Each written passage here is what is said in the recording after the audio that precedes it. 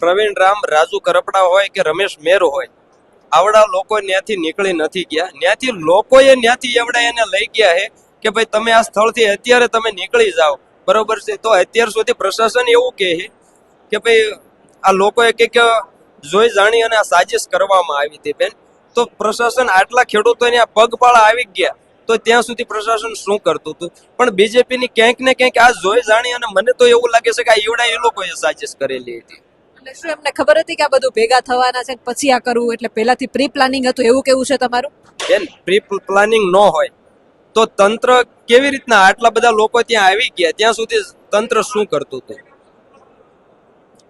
તમે દાવો કરો છો કે આ બધું પ્રી પ્લાનિંગ છે? આ બધું પ્રી પ્લાનિંગ હતું બેન. આ નિર્દોષ ખેડૂતો ઉપર જે આ લાઠી ચાર્જ કરવામાં આવ્યો, હજી લોકોને બરડાની અંદર જામઠા થયા છે મટ્યા નથી બેન.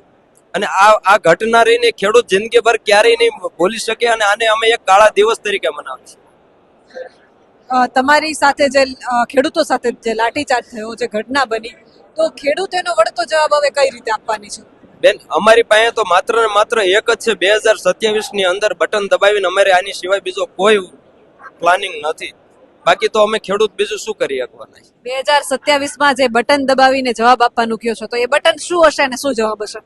જે ખેડૂતો સાથે નિડરતાથી ઉભા રહેશે, ખેડૂતની પડખે ઉભા રહેશે, અત્યાર સુધી ખેડૂતોના જે સાથ સહકાર આપ્યો છે અને જે ખેડૂતોની સાથે રહે એની સાથે ખેડૂત રહેશે,